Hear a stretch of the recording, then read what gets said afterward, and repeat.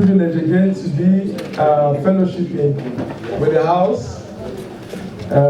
It's a privilege I do not take lightly, and I'm grateful.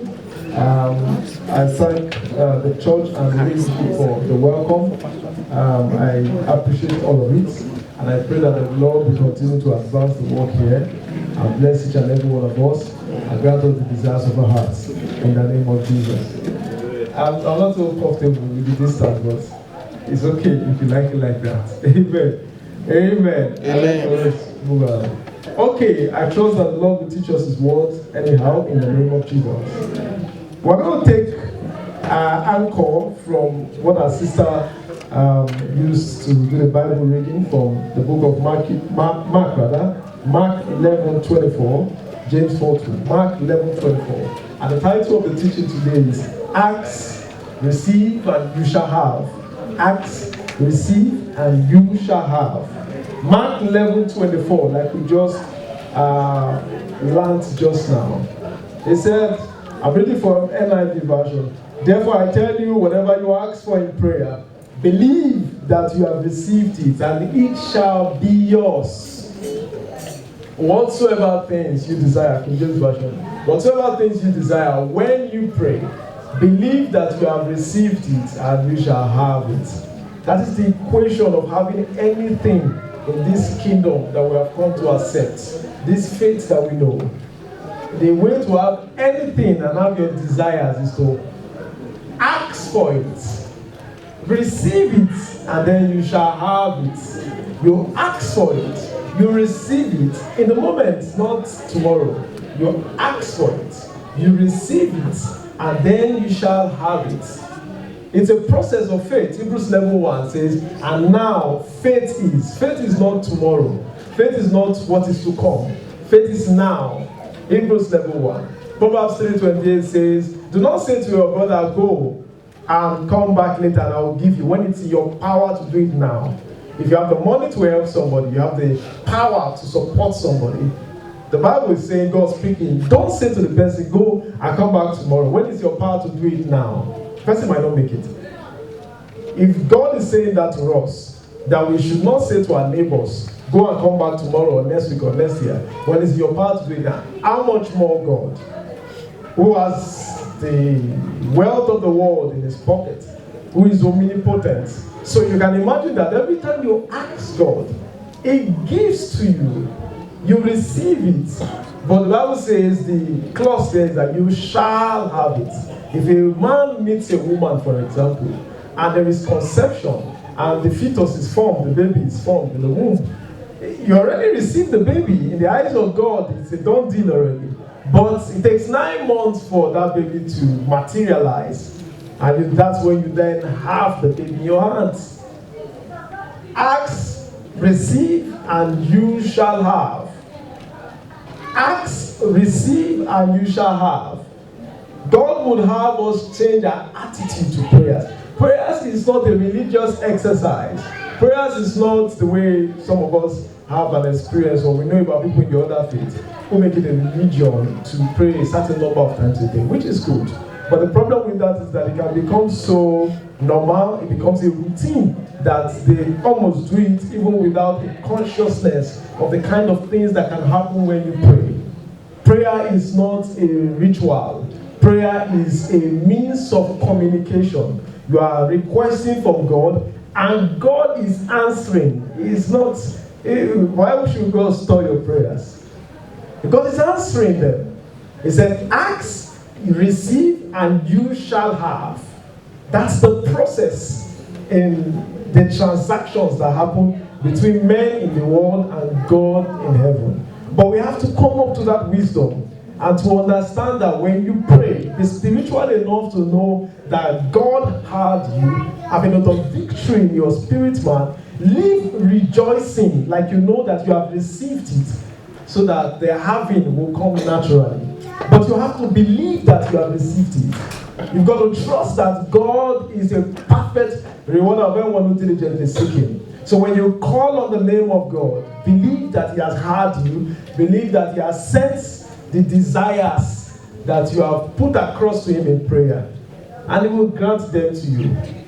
ask, receive, and you shall have. Whatsoever things you desire it. You desire it. It sounds, in the Yoruba language, that has a meaning. Help me off this phone. If you want to say in Yoruba, desire, like you. What's the best Yoruba student? You desire. Desire. You see? You desire. You understand? The man laughed. You've wrapped it in your heart. You know, these things can be correlated. You know? Whatsoever things you desire. The Yoruba Bible, that's what it is. Then you express it by asking, not by worrying. A lot of times we desire, allow me to use that word, but we do not ask. We start to worry. We start to try to do it ourselves. That's why we don't get our needs met. James 4:2, if you can read it quickly.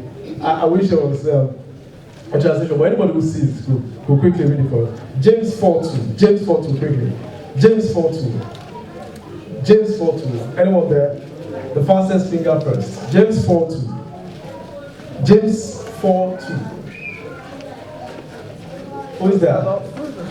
Please go ahead, man. Ye lost and have not. Amen. Ye kill and desire to have and cannot obtain. Ye fight and war, yet ye have not, because ye ask not. Amen. You lost, you fight. Thank you, Mom. You lost, you fight. You do all that is not the right way, because you are hoping to have, but you've not asked.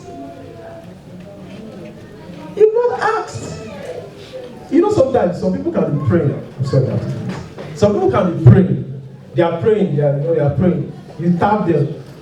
Or after the prayer, I'm sure some of us can be example. After the prayer, you don't have to say, what did I even pray for? They're not conscious. You don't know what you prayed for. If you tap somebody praying, somebody by your side, then, okay, what have you been praying for the last 1 week? Sometimes they might not know. Because they are doing it religiously. They are not confident in the God that they are praying to. You don't have because you don't ask. You are only worrying about it. You are only hoping. You know, time does not change things. It's engagement. It's prayers that changes things, not time. Time does not change things. You can be in a situation forever. That blind man was calling on Jesus. Jesus, have mercy on me. But when Jesus, as much as he was screaming, Son of David, have mercy on me. When he came to meet him, he said, what will you have me do for you? Have you asked? You are not. I cannot assume that you want your eyes to be opened. No, I can't assume it. There are some people in some situations. If you check really, they don't want to come out. There are something like that. It's a possibility. There are things that happen in this world. So God cannot assume that blind Bartimaeus or the blind man wanted to have his eyes open. God does not assume. What do you want me to do for you? Jesus already knew he was blind. But he still asked him, what do you want me to do for you? Have you asked? He said, you lost. You are fighting for it. You want it by all means. But you have not asked. Because a lot of time what happens is that many of us are trying to have what we have not received. We are trying to have what we have not received. Does that make sense? You are trying to have what you have not received. For example, you make an order on Amazon or online. We know how we do it here. We order for something. They give you a receipt online that your payment is successful, and they tell you that you will receive it in what? You have it in 1 week. Some of us have not made the order. We are trying to have it. That's what happens. That's why when you go to, I don't know, you are trying to get a job, you are going to apply. As a Christian, you don't just go to apply. You have to pray. You have to ask. Then you now go to apply. That's the equation in the kingdom. You have to ask, you have to receive it. You have to put God's word back to him. And God says, and God gives you a word, and you have a note of victory in your spirit, and you then expect to have it at a particular time. It's like a woman who's not met a man who's trying to have a baby. You cannot have a baby without a man, as much as the kingdom of God and the way God ordains it. Every other process, of course, there's science and all of those. It's not bad. But by nature, what God has done is that man meets a woman, conception is made, and the baby comes. So we're trying to have a baby when we have not received what makes a baby. You ask, you receive, and you have. And the asking and the receiving is not done in two places. The asking and the receiving is at the spot. When you come to church and you ask in prayers, you receive in church. You are not going to. So if you are leaving church, you are supposed to be joyful because you have asked and you have received. You are only waiting to have the physical manifestation of what you have received. And the time between your asking, your receiving, and your having is where many lose the baby. That's where they miscarry. You don't carry your testimony very well. You miscarry it and it drops off. Because of the way you manage it, because of your faith and your understanding of the way the kingdom works. Many people are fighting for what they have not prayed for. They are struggling for what they have not prayed for. Promotion does not come from the south, the east, or the west. It comes from the north, which is God, where God resides. That's your promotion. So you have to ask Him first before you start to apply for it, or before you start to expect it. That's the way the kingdom works. Ask, receive, and you shall have.